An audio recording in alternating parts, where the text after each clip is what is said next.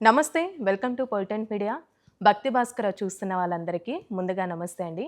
ప్రస్తుతం మనతో ఉన్నారు ప్రముఖ ఆధ్యాత్మికవేత్త, త్రిజగద్గురు పీఠం చైర్మన్, వారసురాలు మైలవరపు నాగమణి గారు ఉన్నారు. మరి అమ్మతో మాట్లాడి మనకున్న సందేహాల గురించి అడిగి తెలుసుకుందాం. నమస్తే అమ్మ. నమస్కారం అమ్మా. అమ్మాయి మనకి ఈ నెల 18వ తారీఖు అమావాస్య రాబోతుంది. అవునవును. ఈ అమావాస్యని చొల్లంగి అమావాస్య మౌని లేకపోతే మౌని అమావాస్య. అమావాస్య అని అంటూ ఉన్నారు. ఈ అవునవును. రెండు ఒకటేనా? ఆ రోజు ప్రత్యేకత ఏంటంటే? చాలా మంచిదమ్మా. ఎందుకంటే చొల్లంగి అమావాస్య అన్నా, మౌని అమావాస్య అన్నా ఒకటే. హ్మ్. ఈ అమావాస్య విశేషం ఏంటంటే ఆదివారం రావటం. చాలా అసలే అమావాస్య అంటేనే అమావాస్య. చాలా వరకు భయపడుతూ ఉంటారు. మధ్యలో అవునవును. ఇది ఆదివారం వచ్చింది. అవునవును. ఆహా! ఇంకా నయం గ్రహణం కూడా రాల. ఆ! అదే. చాలా పట్టున్న రోజన్నమాట. ఎవరికైనా సాధకులు అని ఉంటారు. అంటే జపాలు చేసేవాళ్ళు, హోమాలు చేసేవాళ్ళు, తర్వాత మనం అఘోరాలు గాని, సాధువులు, సన్యాసులు, యతులు వీళ్ళందరూ ఉంటారు కదమ్మా! అవును. అంటే ఆధ్యాత్మికంగా సాధనా మార్గంలో ఎవరైతే ఉన్నారో వాళ్ళందరికీ మంచి పట్టున్న రోజు. హ్మ్. కాబట్టి అమావాస్య. ఈ రోజుని ఎవ్వరూ దుర్వినియోగపరుచుకోకూడదు. హ్మ్. చాలా అద్భుతమైన రోజు. ఈ రోజున స్పెషల్‌గా ఏంటంటే మనం చేసుకునేది ఏ అమావాస్య కన్నా కూడానమ్మా పితృతర్పణాలనేవి ముఖ్యం ప్రత్యేకం. ఇంకా. హ్మ్. అందులోనూ ఈ రోజున పితృతర్పణాలకి, దాన ధర్మాలకి, అలాగే ఏదైనా హోమాది కార్యక్రమాలు చేసుకోవటానికి, ప్రత్యేకమైన పూజలు చేసుకోవటానికి చాలా విశేషమైన రోజుగా మనం చెప్పుకోవటం జరుగుతోంది. ఇంకోటేంటంటే ఎవరైనా ఇంట్లో సిక్ అయి ఉంటారు. అంటే అనారోగ్య సమస్యలతో ఉంటారు గదా! హ్మ్. ఉన్నప్పుడు వాళ్ళకి వ్యాధి అనేది ఏమిటో తెలీదు.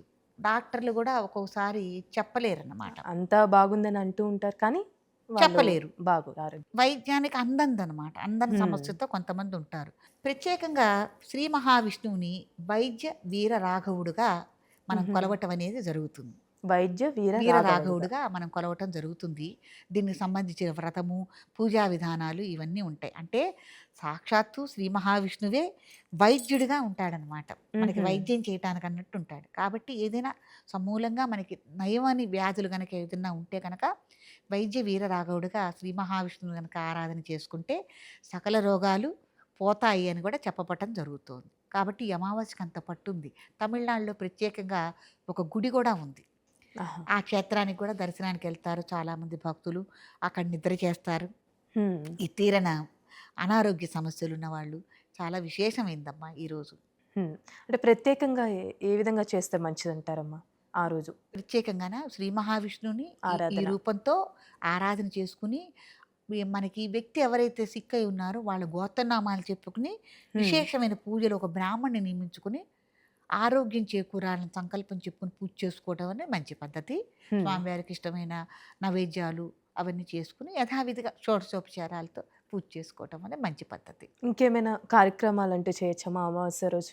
ఏదైనా అమావాస్య అనుకున్న రోజున పనులు అనుకోవచ్చు, జరగకపోవడం ఈ విధంగా ఉంటుంది కాబట్టి, ఏదైనా ఒక దిష్టి పరంగా అనుకోవచ్చు. అమావాస్యనే ఎక్కువగా ఎంచుకుంటూ ఉంటారు. అవునవును. అవునవును. ఆ రోజు ఏం చేస్తే మంచిదంటారు? ఏంటంటేనమ్మా ఎట్టి పరిస్థితుల్లోనూ ప్రయాణం చేయరాదు. ఆ రోజు. ఎందుకంటే ఆదివారం ఒకటి కలిసొచ్చింది. ప్రయాణం చేయరాదు. ఇంకొకటేంటంటే ఇది మనం మంచి భావంతో కూడా కొంత మనం చెప్పుకున్నాం. అంటే ఆధ్యాత్మిక చింతనతో సాధనా మార్గము అని.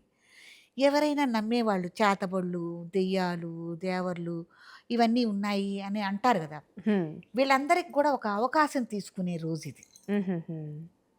కాబట్టి తగిన జాగ్రత్తల్లో మనమేంటంటే వెళ్ళకూడని ప్రదేశాలకు వెళ్ళటం కానీ, తిరగకూడని టైంలో తిరగటం గానీ బయట, ఆడవాళ్ళు ముఖ్యంగా తల జుట్టు విరబోసుకొని తిరగటం గానీ, చేద్దాం. హ్మ్. తర్వాత ఎవరైనా ఋతుక్రమంలో ఉన్న ఆడవాళ్ళు గనక వాళ్ళ బట్టలు గానీ ఏవైనా గూడా జాగ్రత్తగా ఉంచుకోవటం. ఏమ్మా గర్భిణి వీళ్ళుంటారు ఎవరు ప్రసవించుంటారు గదా! బాలింతలు గానీ, హ్మ్. వీళ్ళందరూ తగు జాగ్రత్తలతో ఉండటం అనేది మంచిది.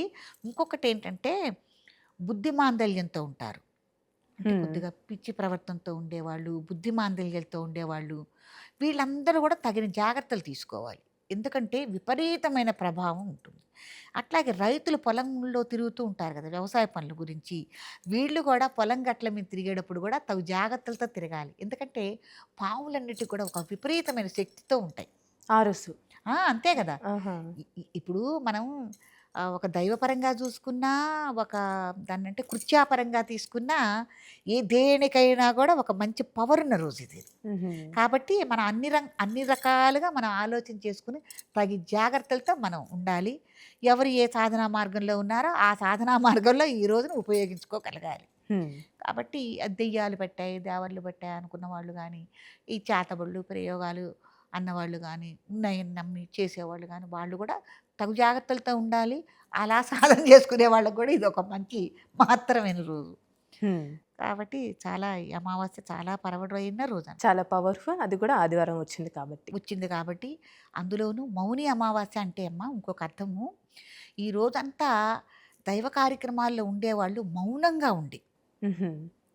ఎందుకంటే స్వామిని ఆరాధన చేయటం అనేది చాలా మంచి ఇదనమాట. అవును. మౌనవ్రతం పడతారు ఈ రోజల్లా. మౌనవ్రతం పట్టి తెల్లారి పాడ్యం రోజున ఈ మౌనవ్రతాన్ని విరమించుకుని స్వామివారికి యథావిధిగా పూజాది కార్యక్రమాలు నైవేద్యాలు సమర్పించుకున్న తర్వాత మౌనవ్రతాన్ని విరమిస్తారు. హ్మ్. అందుకని మౌని అమావాస్య అని కూడా దీనికి పేరు. అమ్మ ఇప్పుడు దేవతలకు అనుకోవచ్చు. ఇప్పుడు నెగెటివ్ ఎనర్జీ ఉండే కొన్ని శక్తులుంటాయి. వాటికి గూడా అమావాస్యకి పవర్ ఉంటుందంటారా? అయ్యో! తప్పకుండా అండి. హ్మ్. ఇప్పుడు దే మనం మంచి ఎట్టా తీసుకున్నామో చెడు వాళ్ళకి కూడా ఇది వర్తిస్తుంది. చెడు పనులు చేసేవాళ్ళకి కూడా. అది నమ్మే వాళ్ళకే మనం చెప్తున్నాం. హ్మ్. దేవతాపరంగా అయితే పక్కాగా నేను చెప్తా. ఇప్పుడు ఇట్లాంటివి కూడా ఉన్నాయి అనే వాళ్ళు ఉంటారు కదా! హ్మ్. చేతబడులున్నాయి, దెయ్యాలున్నాయి, దేవర్లున్నాయి అని అంటారు కదా! వాళ్ళకి కూడా మంచి పవరు, శక్తి ఉన్నది. అందుకే ఇప్పుడు బుద్ధిమాంద్యంతో ఉండి ఒక్కొక్కళ్ళు బయటికి పరుగులు తీస్తూ ఉంటారు. చర్యలు చేస్తూ ఉంటారు కదా! అవును. వాళ్ళని నాకు తెలిసి మటుకు ఇంట్లో ఉంచుకోకుండా ఏదైనా కాళభైరవుడి గుడికి గాని, హ్మ్. అద్వితీయమైన శక్తులున్న గుళ్ళకి తీసుకెళ్ళి ఈరోజు నిద్ర చేయిస్తే మంచిదమ్మా. ఆహా! ఈ గ్రహాలన్నీ ఆ గుళ్ళో, ఆ స్వామి శక్తిలో ఆహ్, బందీ అయి ఉంటాయి గాబట్టి, వీళ్ళకి ఎటువంటి ప్రమాదాలు వచ్చే ఇదుండదు. హ్మ్. ముఖ్యంగా కాళభైరవున సన్నిధిలో చేరటం అనేది మంచిది.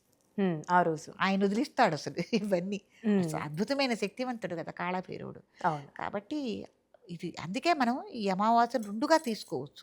హ్మ్. ఒకటి 2గా మంచి, పరిగణలోకి చెడు. తీసుకోవచ్చు. అందుకే ఎవరి పరిస్థితులను బట్టి వాళ్ళు ఇంట్లో వాళ్ళ పరిస్థితులేంటో తెలుస్తాయి గదా! వాళ్ళందుకే తగిన జాగ్రత్తలు తీసుకోవాలి అని చెప్పటం కూడా జరుగుతోంది నేను. హ్మ్. ఇప్పుడు ఎవరన్నా ఉన్నారు అట్లా మిమ్మల్ని పిల్లలు గాని ఎవరైనా ఇబ్బంది పెడుతున్నారు. వాళ్ళని తగిన జాగ్రత్తలో ఉంచండి. బయటికెళ్ళిపోయి మళ్ళీ హ్మ్. ఏదైనా అలా చేసే అవకాశం ఉంటుంది కదా! కాబట్టి అందుకు తగిన జాగ్రత్త. జాగ్రత్తలో ఉండాలి. ఆడవాళ్ళు తగిన జాగ్రత్తలతో ఉండాలి. హ్మ్.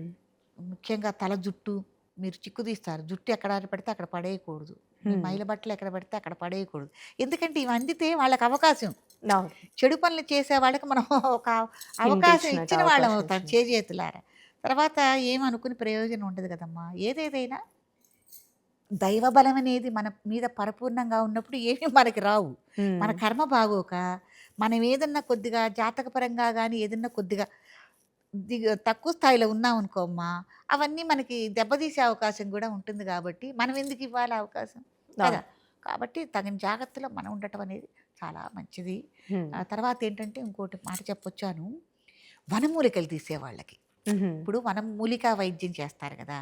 ఆయుర్వేద వైద్యం గాని, ఆయుర్వేద వైద్యం చేసేవాళ్ళు గూడా అనేకమైన మూలికలు తీసుకోవాలి. అవును. ఈ నిట్ట మధ్యాహ్నం ఈ 12కి ఈ అమావాస్య 12కి ఆదివారం రోజున మూలికలు తీసుకోవటం అనేది చాలా విశేషమమ్మ. హుహు. అంటే కొన్ని చెట్లు కూడా సమయాన్ని బట్టి ఆ! తీయాలని అంటూ ఉంటారు. రోజుని అంటారుగా. బట్టి ఈ గూడా రోజున ఈ తీసుకోవటం రోజు అనేది చాలా తీస్తుంటారు. పవర్ కలిగింది. హుహు. శక్తివంతమైంది. మీకేమన్నా మూలిక కావాలి. దాంట్లో వైద్యం చేసుకోవాలి. మన పెరట్లోనే చాలా ఉంటాయి. నేల ఉసిరని, లేతే ఉత్తరేణి అదని, ఇదని బోలెడన్నుంటాయి. ఆ హ్మ్. మూలికలు మీకేమన్నా కావాలంటే చెట్లు మట్టుకు ధ్వంసం చేయొద్దు. గత రోజు ముందే వెళ్ళి ఆ చెట్లు మొదట్లో కాస్త నీళ్లు పోసి, పసుపు కుంకుమేసి, "రేపు మేమొస్తామమ్మా పరవటి రోజు. నీ మూలికను కొద్దిగా తీసుకుంటామని" హ్మ్. అని ఏవండీ? చెప్పుకోవాలి. ఆ! ఈ టైంలో వెళ్ళి మిట్ట మధ్యాహ్నం 12కి కరెక్ట్‌గా వెళ్ళి ఉత్తర వైపు గాని, తూర్పు వైపు గాని ఉన్న మీకు వేరు కావాలా? ఆకులు కావాలా? లేతే దాన్ని కాండం కావాలా? ఏదో చూసుకొని మీకెంత కావాలో అంతే తీసుకొని మళ్ళీ మట్టితో ఆ వేళ్ళు పూడ్చి కాస్త నీళ్లు పోసి రావటం అనేది ధర్మం. హ్మ్. అవును. అంతేగాని మనం తీయమన్నామని ఏకంగా మొక్కని తీసేస్తే వేళ్ళతో కూడా పికిలి చేయటం అనేది కొన్ని కొన్ని ఏంటంటే నల్ల ఊడుగా, తెల్ల ఊడుగా హుహు. పల్లెటూరులో కూడా చిట్కా వైద్యాలు చేసేవాళ్ళకి కూడా కొన్ని కొన్ని అవసరం వస్తాయి. హ్మ్. వాళ్ళు కూడా సేకరించుకోవటానికి ఈ టైం మంచిది. ఎందుకంటే అమావాస్యని. విశేష ఫలితాలుంటాయి. ఔషధ గుణాలు కూడా దీంట్లో ఉంటాయి మూలికల్లో. హ్మ్. కాబట్టి మూలికలు సేకరించుకోవటానికి కూడా మంచి తరుణం. హ్మ్. చాలా చక్కగా తెలియజేశారమ్మా. ధన్యవాదాలు. మంచిది.